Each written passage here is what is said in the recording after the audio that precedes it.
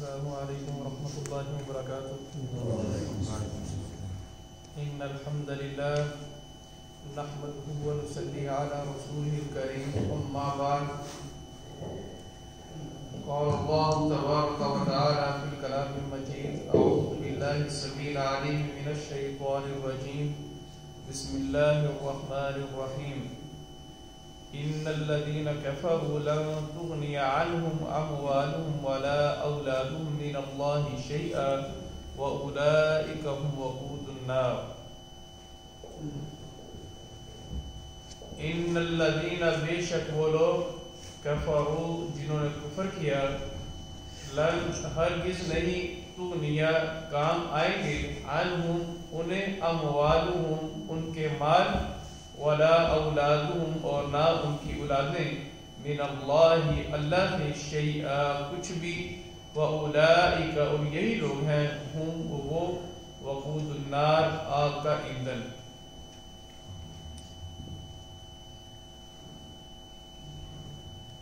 قرآن مجید کی آیت کریمہ جس کے اندر اللہ رب العالمین نے کفار کو نہ صرف جواب دیا ہے بلکہ اس آیت کریمہ کے اندر ایک چیلنج بھی موجود ہے. یہ ایک آیت کریمہ ہر انسان کی آنکھیں کھول دینے کے لیے کافی ہے. تفسیر تبری کے اندر امام تبری رحمہ اللہ تعالی بیان کرتے ہیں کہ یہ آیت کریمہ سن 3 ہجری کو جب اللہ کے نبی صلی اللہ علیہ وآلہ وسلم غزوہ بدر کے بعد بنو قینقاع کے ایک بازار کے اندر یہود کو جمع کیا اور اعلان کیا اے یہودیو اسلام کو قبول کر لو. اگر تم اسلام کو قبول کر لیتے ہو تو تم عافیت میں رہو گے اور یاد رہے اگر تم اسلام کو قبول نہیں کرتے ہو تو تمہارا حال بھی ویسا ہی ہونے والا ہے جیسا بدر کے مقام کے اندر مشرکین مکہ کے ساتھ ہوا ہے. انہوں نے جب اللہ کے نبی علیہ السلام کی یہ بات سنی تو وہ کہنے لگے اے محمد علیہ السلام مشرکین مکہ کو تو جنگ کرنی نہیں آتی وہ تو فنون جنگ سے ناآشنا تھے. ہمیں معلوم ہے کہ جنگ کیسے کرتے ہیں. جب آپ کا ہمارے ساتھ پالا پڑے گا تو ہم آپ کو بتائیں گے کہ جنگ لڑتے کیسے ہیں. یعنی انہوں نے اللہ کے نبی علیہ السلام کو بجائے اس کے کہ دین حق کی دعوت کو قبول کرتے آپ کو دھمکانے لگے. اور اللہ رب العالمین نے بھی قرآن مجید کی آیت کریمہ نازل کی. فرمایا کہ تم کن چیزوں پر گھمنڈ کرتے ہو, اپنی افرادی قوت پر گھمنڈ کرتے ہو یا اپنے مال و اسباب کے اوپر گھمنڈ کرتے ہو. فرمایا کہ اللہ رب العالمین نے تمہیں یہ چیزیں عطا کی ہیں اور مشرکین مکہ کے پاس بھی افرادی قوت بھی بہت زیادہ تھی اور مال بھی بہت زیادہ تھا. ان کے پاس تیر تلواریں اور سامان جنگ کے لیے جو چیزیں مہیا ہونی چاہیے بہت زیادہ تھی. فرمایا ان تمام چیزوں کے باوجود اللہ تعالیٰ نے ان کو پسپا کر دیا ہے. اور اے کافرو ان الذین کفروا بے شک وہ لوگ جنہوں نے کفر کیا لن ہرگز نہیں تغنیا کام آئیں گے عنہم انہیں اموالہم ان کے مال ولا اولادہم اور نہ ان کی اولادیں من اللہ اللہ سے شیئا کچھ بھی. کوئی بھی چیز انہیں اللہ رب العالمین کے عذاب سے نہیں بچا سکتی. اور دنیا کے اندر ان کا بس ایک ہی انجام ہے کہ اللہ رب العالمین انہیں مغلوب کر دے گا, پسپا کر دے گا. اور اسلام ہی وہ چیز ہے جو دنیا کے اندر عروج پائے گی. عزیز ساتھیو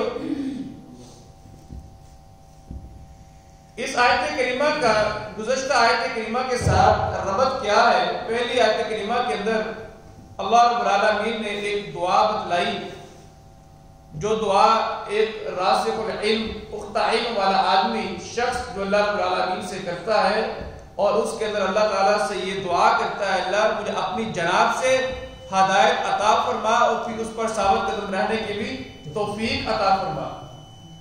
اور اس آیت کریمہ کے اندر اللہ رب العالمین نے وہ چیزیں ذکر فرما دی ہیں جو جن سے انسان بعض اوقات ہدایت سے دور ہٹ جاتا ہے. یعنی وہ چیزیں جو انسان کی ہدایت کے درمیان رکاوٹ بن جاتی ہیں ان میں ایک چیز اس کا مال ہے اور دوسری چیز اس کی اولاد۔ یعنی بعض اوقات انسان اولاد کے فتنے میں شکار ہو جاتا ہے، یعنی آزمائش میں آ جاتا ہے اور دین سے، ہدایت سے پیچھے ہٹنے لگتا ہے، اور بعض اوقات مال انسان کا فتنہ بن جاتا ہے کہ انسان مال کی کمائی کے اندر اتنا آگے چلے جاتا ہے کہ اپنے رب کو بھول جاتا ہے۔ اللہ رب العالمین نے ان دونوں چیزوں کا یہاں پر ذکر کیا اور سمجھایا یہ ہے کہ یاد رہے کہ تم اپنے مال اور اپنی اولاد ان پر کبھی بھی اتنا تکیہ نہ کرنا کہ ان کی یاد میں، ان کی فکر میں تم اپنے رب کو ہی بھول جاؤ، اور اگر تم میں سے کوئی اپنے رب کو بھول گیا تو وہ جان لے اس کا مال اور اس کی اولاد اس کے کسی کام آئے گی نہیں۔ اسی طرح وہ لوگ جنہوں نے اللہ رب العالمین کو نہیں مانا، اب یہاں پر اللہ تعالیٰ نے کافروں کا ذکر کیا ہے۔ یہاں سے مراد کون سے کافر ہیں؟ یہاں سے مراد یہود ہیں، نصرانی یعنی عیسائی ہیں، مشرکین مکہ ہیں، اسی طرح وہ ملحدین جنہوں نے اللہ رب العالمین کا انکار کر دیا وہ شامل ہیں۔ یعنی ہر وہ کافر جس نے اللہ رب العالمین کو ماننے سے انکار کر دیا یا اللہ تعالیٰ کی ہدایات کو جیسے اللہ نے کہا ہے اس طرح ماننے سے انکار کر دیا، ہر وہ شخص کافر اس کے اندر شامل ہے۔ وہ کافر دنیا کے اندر تھا کتنے بھی اچھے کام کیوں نہ کریں، صدقہ و خیرات یا وہ رفاع عامہ کے بڑے بڑے کام کیوں نہ کریں، بڑے بڑے ہسپتال یا بڑے بڑے کارنامے سر انجام ہی کیوں نہ دیں، اللہ رب العالمین کا یہ اعلان ہے کہ ان کا کوئی بھی عمل، چونکہ انہوں نے اللہ کا انکار کر دیا، اب کوئی بھی عمل ان کے کسی کام بھی آئے گا نہیں آئے گا۔ کسی بھی انسان کا ہر عمل سے اسی صورت میں کام آئے گا اگر سب سے پہلے وہ اللہ پر ایمان لے کے آئے، اللہ کی ہدایات کو قبول کرے، اس کے مطابق زندگی گزارنے کی کوشش کرے، اس کے بعد اس کے مال بھی اس کے کام آئیں گے، اس کی اولادیں بھی اس کے کام آئیں گی۔ جیسے کہ اللہ کے نبی علیہ السلام کا فرمان ہے کہ جب انسان دنیا سے چلے جاتا ہے تو اس کے تمام اعمال جو اس کے ثواب کا سلسلہ ہوتا ہے منقطع ہو جاتا ہے، سوائے 3 ذرائع اس کے پاس ہوتے ہیں جن کے ذریعے سے اس کو ثواب پہنچتا ہے۔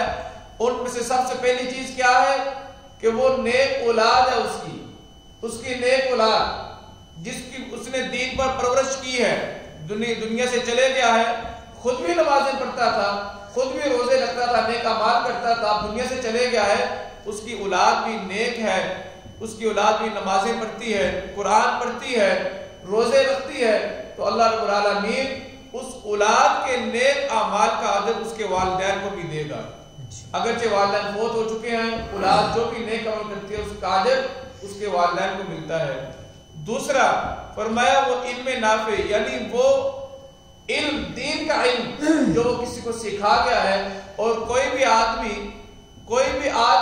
جہاں پر بھی موجود ہے وہ نیک عمل کرتا ہے، چونکہ وہ اس نے اس آدمی سے سیکھا تھا، اس وجہ سے جس نے سکھایا ہے اس کو اس عمل کرنے والے کا، جو بھی عمل کر رہا ہے علم سکھانے والے کو اس کا اجر اور ثواب ملتا رہے گا۔